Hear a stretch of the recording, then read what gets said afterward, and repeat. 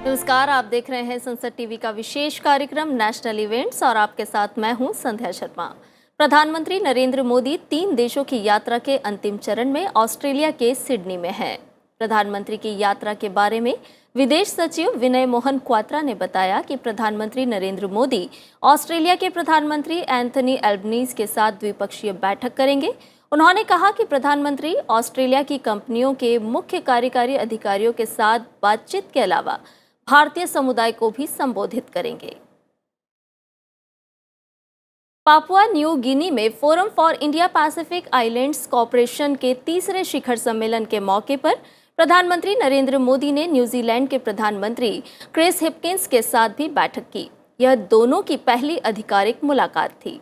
प्रधानमंत्री नरेंद्र मोदी ने ट्वीट कर कहा कि न्यूजीलैंड के पीएम क्रिस हिपकिंस के साथ शानदार मुलाकात हुई और भारत न्यूजीलैंड संबंध की पूरी श्रृंखला पर चर्चा हुई।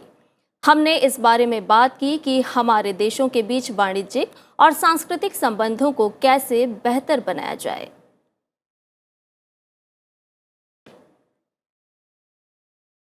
प्रधानमंत्री नरेंद्र मोदी ने forum for India Pacific islands corporation के तीसरे शिखर सम्मेलन को संबोधित किया। पापुआ न्यू गिनी के दौरे पर गए पीएम नरेंद्र मोदी ने इस बैठक के दौरान कहा कि आज हम फ्यूल, फूड, फर्टिलाइजर और फार्मा की सप्लाई चेन में बाधाएं देख रहे हैं। इस कठिनाई के समय में हमें जिन पर भरोसा था वो जरूरत के समय काम नहीं आए। उन्होंने कहा कि कोरोना महामारी का सबसे ज्यादा प्रभाव ग्लोबल साउथ के देशों पर पड़ा था। FIPIC के शिखर सम्मेलन को संबोधित करते हुए प्रधानमंत्री नरेंद्र मोदी ने कहा कि जलवायु परिवर्तन, प्राकृतिक आपदाएं, भूखमरी, गरीबी और स्वास्थ्य से जुड़ी बहुत सी चुनौतियां पहले से ही थी। अब नई समस्याएं पैदा हो रही हैं। उन्होंने कहा कि मुझे खुशी है कि भारत इस चुनौतीपूर्ण समय में अपने पैसिफिक आइलैंड मित्र देशों के साथ कंधे से कंधा मिलाकर खड़ा रहा। भारत इस चुनौतीपूर्ण समय में अपने पैसिफिक आइलैंड मित्रों से कंधा मिलाकर खड़ा रहा। भारत में बनी वैक्सीन हो या जरूरत की दवाइयां, गेहूं हो या चीनी, भारत अपनी क्षमताओं के अनुरूप सभी साथी देशों की मदद करता रहा। मेरे लिए आप लार्ज ओशन कंट्रीज है, स्मॉल आइलैंड स्टेट्स नहीं। आपका यह महासागर ही भारत को आपके साथ जोड़ता है। भारतीय विचारधारा में संपूर्ण विश्व को परिवार की तरह देखा गया है। पापुआ न्यू गिनी के प्रधानमंत्री जेम्स मारापे ने वैश्विक मंच पर भारत के नेतृत्व की तारीफ की और पीएम नरेंद्र मोदी के समर्थन पर उनका आभार जताया। जेम्स मारापे ने कहा कि हम वैश्विक शक्तियों के टकराव के पीड़ित हैं। आप ग्लोबल साउथ के नेता हैं। हम ग्लोबल फोरम पर आपके नेतृत्व के साथ खड़े हैं।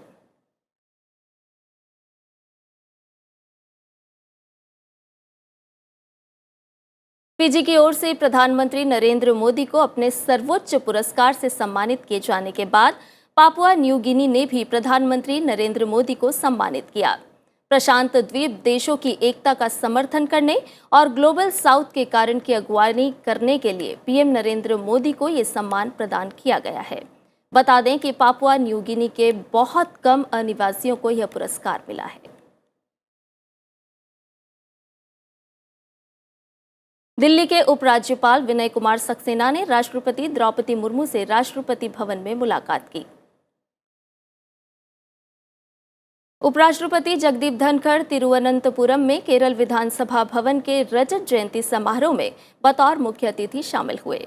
केरल विधानसभा के रजत जयंती समारोह का उद्घाटन करने के बाद उपराष्ट्रपति ने संबोधित करते हुए कहा कि केरल विधानसभा में कई प्रगतिशील कानून हैं जिन पर अन्य विधानसभाओं को ध्यान देना चाहिए। उपराष्ट्रपति ने कहा कि केरल विधानसभा भवन लोगों की इच्छा, लोकतंत्र की भावना और संविधान के सार का प्रतिनिधित्व करती है। यह बड़े पैमाने पर लोगों के लिए भारतीय संविधान की प्रस्तावना के आदर्शों को साकार करने के लिए काम कर रहा है। उन्होंने अपने संबोधन में कहा कि केरल का यह विधानसभा भवन केरल की विकास यात्रा का गवाह रहा है।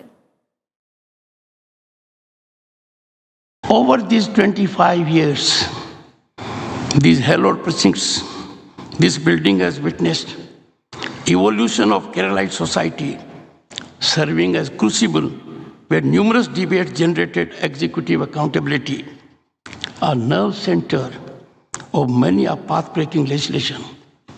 A reference has been made to this by the Honorable Speaker, and elaborately I could make out, though I was not fluent in language, by the discourse of the Honorable Chief Minister, and crystallized icing on the cake, cherry on the cake, by the Honorable Governor, emphasized it.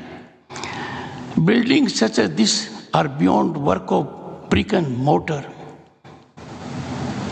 They are symbol of hope, reflecting aspirations of the people and imparting reassurance to the public at large.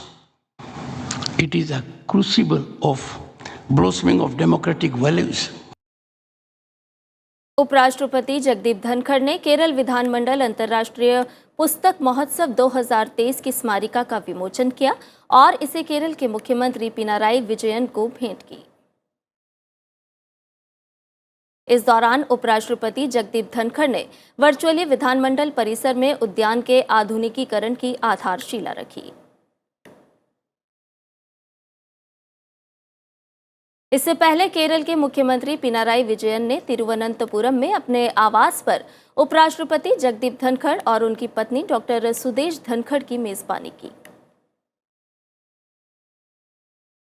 विदेश और संसदीय मामलों के राज्य मंत्री we Muraleedharan ने केरल राजभवन में उपराष्ट्रपति जगदीप धनखड़ से मुलाकात की। उपराष्ट्रपति जगदीप धनखड़ ने केरल के कन्नूर के पन्नियनूर गांव में अपने स्कूल के टीचर रत्ना नायर से उनके आवास पर मुलाकात की। उपराष्ट्रपति जगदीप धनखड़ ने अपने ट्वीट संदेश में बताया कि 3 लोक 9 खंड में गुरु से बड़ा न कोई। गुरु का मार्गदर्शन और करुणा एक दिक्सूचक है जो किसी के जीवन की दिशा को निर्देशित करता है।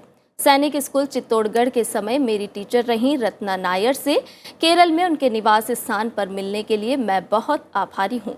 उनके स्नेह और आशीर्वाद से अभिभूत हूँ।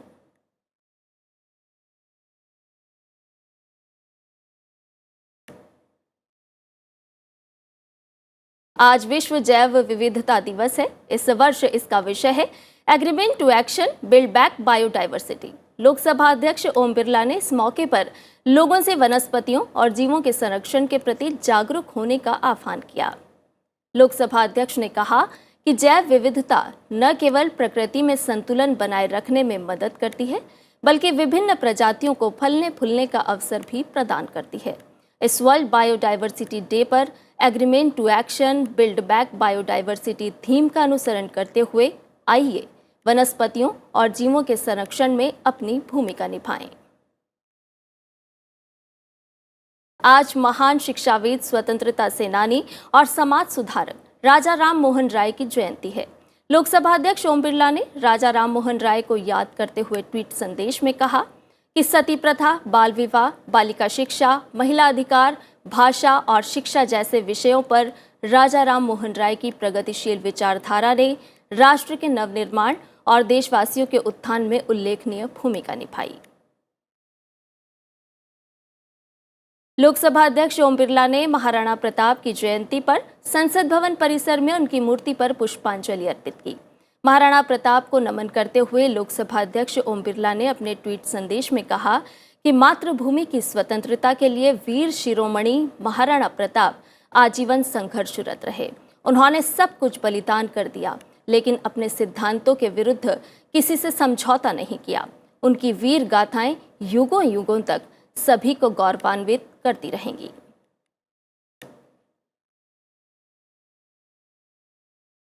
फिलहाल हमारे विशेष कार्यक्रम नेशनल इवेंट्स में इतना ही। आप देखते रहिए संसद टीवी। नमस्कार।